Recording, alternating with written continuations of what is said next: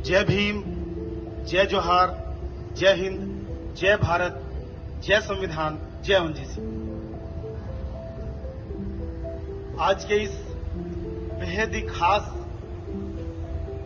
दिन पर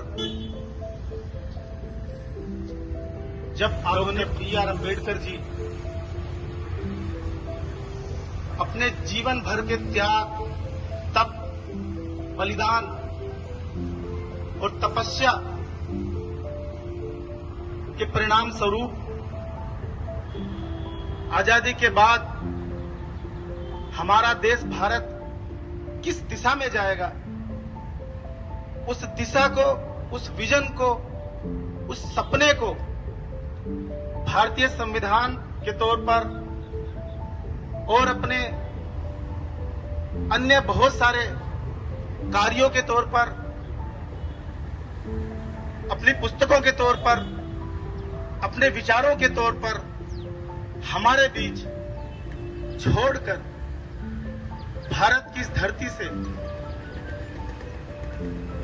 प्रकृति में विलीन होने के लिए विदा हो गए। अगर देखा जाए तो पूरे भारत और समस्त विश्व में सामाजिक न्याय, समानता, प्रेम, भाईचारा, आपसी समन्वय की दिशा में आगे बढ़ने को लेकर चलने वाले समस्त लोगों के लिए ये बहुत ही गहरा एक लॉस था, एक हानि थी। तो दुख का विषय था और है, लेकिन ये प्रकृति का नियम है कि जिसने एक बार जन्म लिया है वो मृत्यु को प्राप्त हो। तो उसको स्वीकार करते हुए इस महान दिन का जो महत्व है उसको मनाने के लिए हमारी महान कंपनी ओएनजीसी के बेस्ट ऑनशोर एसेट मेहसाना परिसंपत्ति के प्रांगण में उपस्थित हमारे ईडी एसेट मैनेजर सर माननीय सुदीप गुप्ता साहब, head wealth service Balakrishnan sir, head dealing service Sharma sir, सर्फ manager Sukhanandan sir, head engineering service Jayashankar sir, समस्त इंचार्जेस, सम्मान्य सीनियर्स, अन्य कलेक्टिव में ईएमएस से आए हुए पदाधिकारीगण, एच.के. पटेल जी, तड़वी भाई, एस्टो के टीम, कुकरेती जी, उनकी पूरी टीम, ओबीसी कलेक्टिव से आए हुए बारोट जी, उनकी पूरी टीम, डब्ल्यूडीएफ प्रेसिडेंट नायर मैडम, उनकी पूरी टीम, हमारे एक्स चेयरमैन और सिटिंग आरवीपी श्री एस.एम. मकवाना जी, मेरी टीम के मेरे बहुत ही प्रिय सभी सम्मानीय सदस्यगण, वाइस चेयरमैन वसावा जी, आर.सी. लकुम जी, सेक्रेटरी सुनील मीणा जी, ज्वाइंट सेक्रेटरी जे.एन. परमार जी, अजय पटेल जी, online secretary Jasmita बलोत, Arvind Rao ji, CC members Kotwal जी, दीपक खटीक जी और जील परमार जी, ऑडिटर आर.एस. मन्नत जी, ट्रेजर नीलेश मकवाना जी, मेरे सभी अन्य साथीगण, महिलाएं, मित्रों और सम्यक वित्त विभाग से आए हुए प्रसेनजीत बोध जी, आप सभी का मैं पुनः एक बार हार्दिक अभिनंदन और स्वागत करता हूं। हमारे एंकर लकुम जी ने जो बात कही परिनिर्वाण की, मैं ये कहना चाहता हूं, ये प्राकृतिक तौर से ये कनेक्ट हो गया है। निश्चित तौर पर मैं सबसे पहले यही बताने वाला था कि महापरिनिर्वाण का क्या अर्थ है। हमारे एंकर लकुम जी ने जो बात कही परिनिर्वाण की, मैं ये कहना चाहता हूं, ये प्राकृतिक तौर से ये कनेक्ट हो गया है। निश्चित तौर पर मैं सबसे पहले यही बताने वाला था कि महापरिनिर्वाण का क्या अर्थ है। बौद्ध परंपरा में दो मत हैं, हीनयान और महायान। महायान परंपरा के संदर्भ में अगर बात की जाए, जो भी व्यक्ति, महान व्यक्ति, पुरुष, महिला अपने जीवन काल में पूर्णता को प्राप्त कर लेते हैं, ज्ञान के उच्चतम स्तर को प्राप्त कर लेते हैं,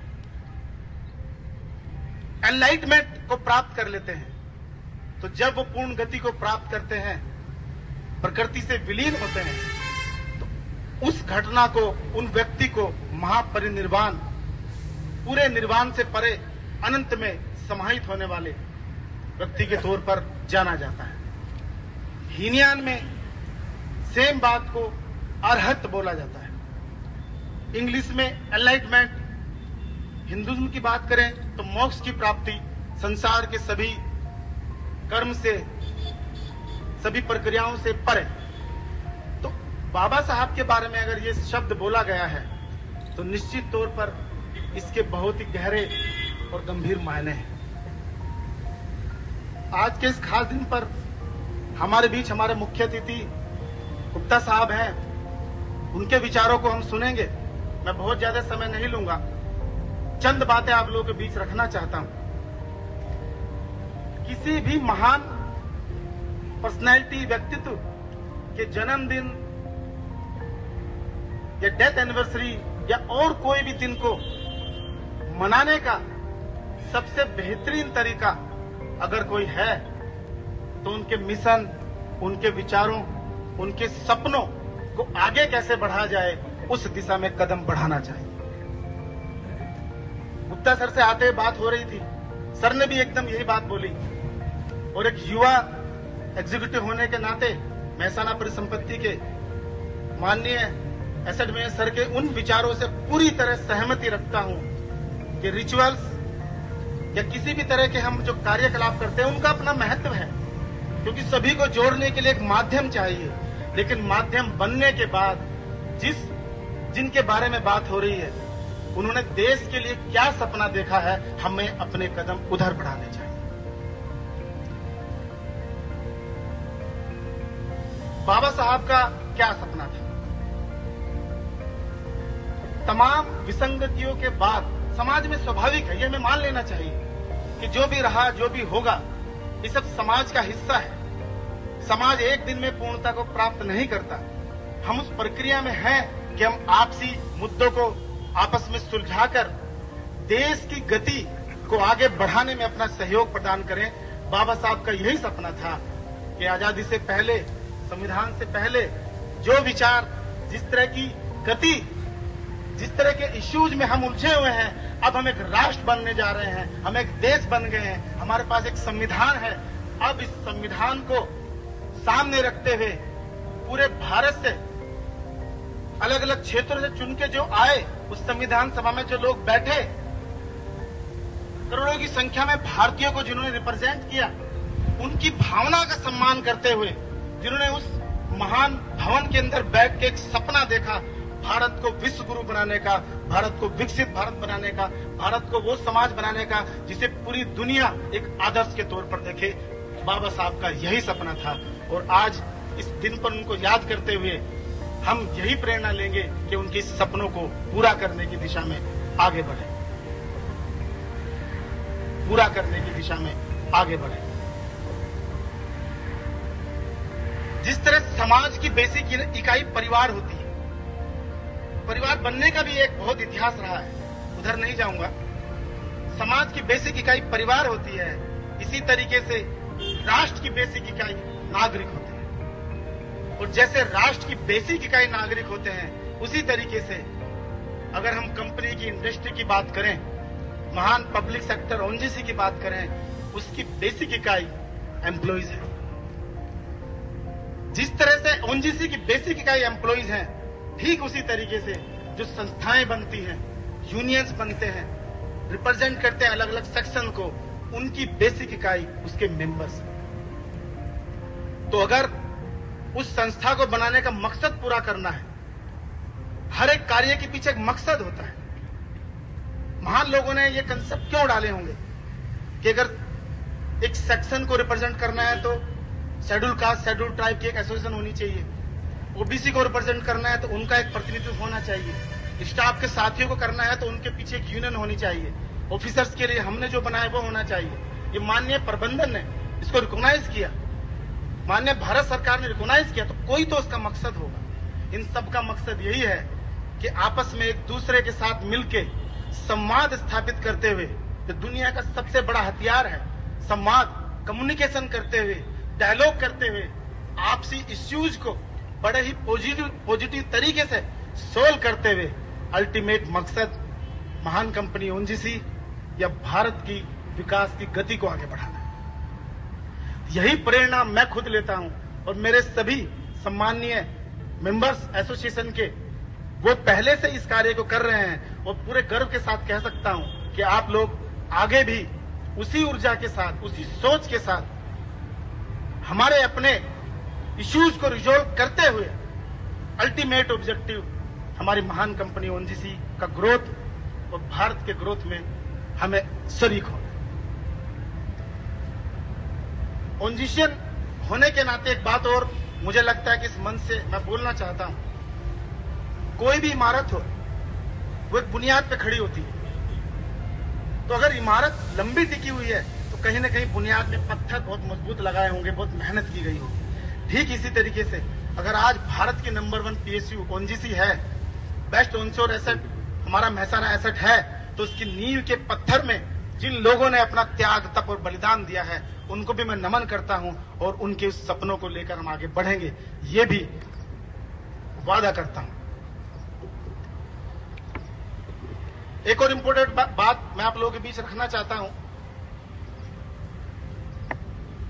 कि कोई भी व्यवस्था अगर वो न्यायिक होगी, पारदर्शी होगी, तो कभी भी उस व्यवस्था में विघटन होने की संभावना पैदा होगी नहीं। न्याय से न्याय पैदा होता है और अन्याय की कोई भी चीज होती है वहां पर विघटन या आपस में क्लैश पैदा होता है। तो एक जुडिशियस और पारदर्शी सिस्टम जो हमारा है और उसको हम और इम्प्रूव करेंगे, उसी को बनाने के लिए हमें पूरी अपनी ऊर्जा लगानी है। महान स्कॉलर थॉमस जेफरसन ने भी बोला है, there is nothing more unequal in the society other than the equal treatment to the unequal people.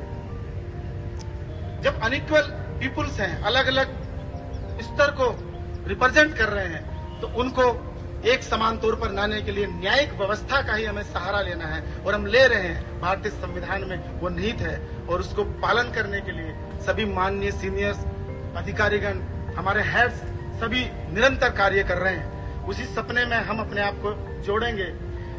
बाबा साहब ने एक बात बोली थी अक्सर, और मेरे नाम में भी आप लोगों ने अक्सर देखा होगा, मैं विपिन कुमार भारतीय लिखना शुरू किया। मेरे एक दोस्त ने बोला कि भाई हम तो सब भारतीय हैं, आपने ऐसा क्यों लिखा? तो मैं आप लोगों के बीच रखना चाहता हूं वो विचार, वो भावना।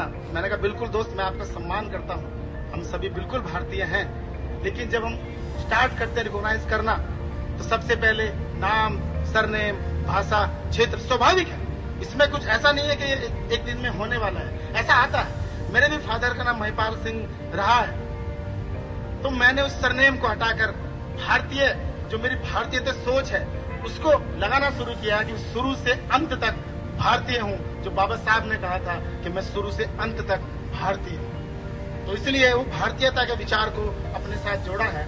क्योंकि जब एक विचार, एक सपना, एक पहचान, एक रूप हम हो जाएंगे, तो दुनिया की कोई ताकत नहीं है कि भारत को विश्व गुरु बनाने से, सबसे बेहतरीन समाज बनाने से रोक दे। इन्हीं शब्दों के साथ अपनी वाणी को विराम देता हूं। जय भीम, जय हिंद, जय भारत।